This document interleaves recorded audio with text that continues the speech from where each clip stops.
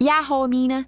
Oh man, 10 episodes of Rubbish Heap and finally a game that fits the name of the channel because boy is this one a huge stinker, albeit hilarious the first time you play it through. As I've said before, I always like to try and find at least some respect for games, even those in unpopular genres or those that have aged poorly but at least had a place in their time. MJ, The Mystery Hospital, is a game that I find I have very little to respect. Released in 1997 on 2 CDs for the Sony PlayStation and Sega Saturn, this is a CG FMV game from System Sacom, who at best only produce fair games, and this one also features a plonker called Tomoe. Yeah, look at that rocket ollie, no wonder why he falls off. Doofus. One thing you don't do is mess with skateboarding, that's my whole thing in life.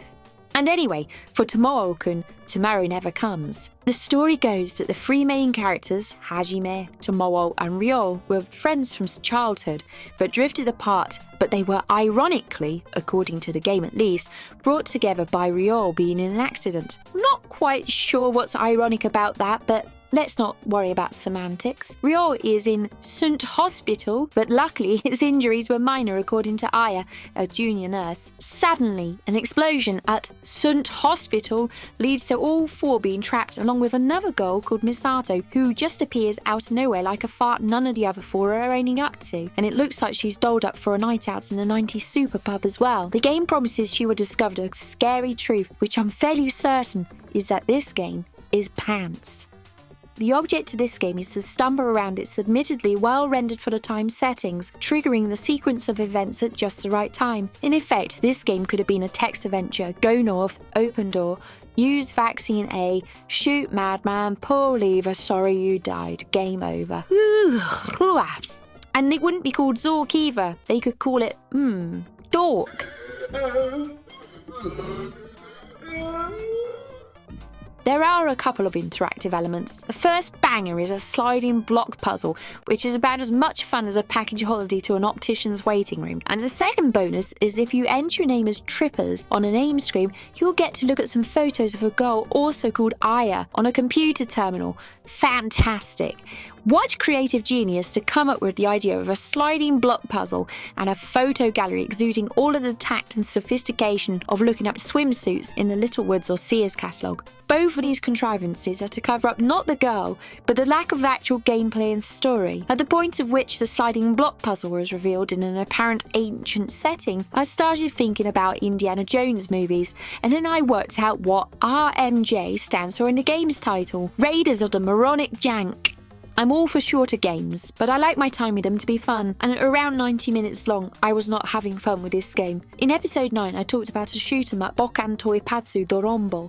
Sure, shoot 'em ups may not be your genre of taste, but at about an hour's playthrough, those who like the genre will have a good time with that game. This game is just a bore fest aside from a hilarious animation and voice acting. It makes Jill's sandwich sound Shakespearean by comparison.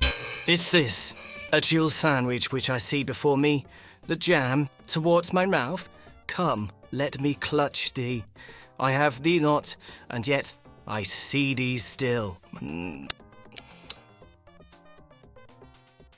The biggest problem is that at the heart of the game is just a sequence of full motion videos that you have to trigger at the right time or with the right object. It's just no fun. In the early to mid 1980s, FMV games based on laserdisc technology such as Dragon's Lair, Time Gal and others were making use of the contemporary technology to push the bounds of graphical presentation, but at least they had QuickTime events that added some urgency to proceedings. In Mystery Hospital, if you leave it long enough, you'll die out of nowhere, but you can pick right up from the last save point. This game has about as much urgency to it as there is to using a Fray Bentos tinned meat pie before its use-by date. And also, the atmosphere is about as creepy as a broom cupboard with the light switched on, and my tension levels have been higher eating a fresh iced bun. The game's attempt at trying to make you scared amounts to it occasionally flashing no fear on the screen. I guess it was just emphasising that there is indeed nothing to fear in this game, no jump scares or anything, especially as ultimately you'll just be facing off against Proto-Pepsi Man at the end. Boring! I play games to have fun, and certainly I loved some of the scenes and dialogue in this one, but once you've played it once, there is just literally nothing to come back for. The game says there's much more to see when you complete it, but really there isn't. The only thing that can change is in the first 5 minutes of the game, will you find a torch or the key? That's it. If that sounds exciting to you, well, maybe this is a game for you, but for the rest of us... Oh, actually, I forgot one thing. Yes, there is the Littlewoods catalogue that you can look on the PC terminal, which you can perv at whilst your comrades are apparently dying in a room not far away. And talking of urgency, it's amusing how the screen will flash "Chottomate kudasai" in Japanese for "please wait," whilst the voiceover tells you "Isogimashou," or Japanese for "let's hurry up." So which is it? Let's hurry up and wait? Let's wait and hurry up? Let's hurry up waiting? It's all nonsense. What games like this remind me is that despite some flaws, some games rightly deserve their place in history as innovators on the PlayStation. Games such as Resident Evil and Metal Gear Solid really push the boundaries of crafting enjoyable stories, tension, solid gameplay, and becoming all-time classics. Of course, it wouldn't be reasonable to expect every game to become an all-time classic. That's just not possible, but Mystery Hospital's only notable thing is that it's crap. One last thing to mention is that this is a great example of where, though GameFAQs is a great website, it's sometimes not always accurate. I would say the ranking of this game on GameFAQs, saying it's good, is somewhat questionable, and authors suggesting that this is a 28-hour playthrough on average is about 26.5 hours off the mark. So let's talk about the Japanese level and game rating together. The Japanese text in this game is in some articles and posters, but the resolution is so low that it'll be hard to read anyway.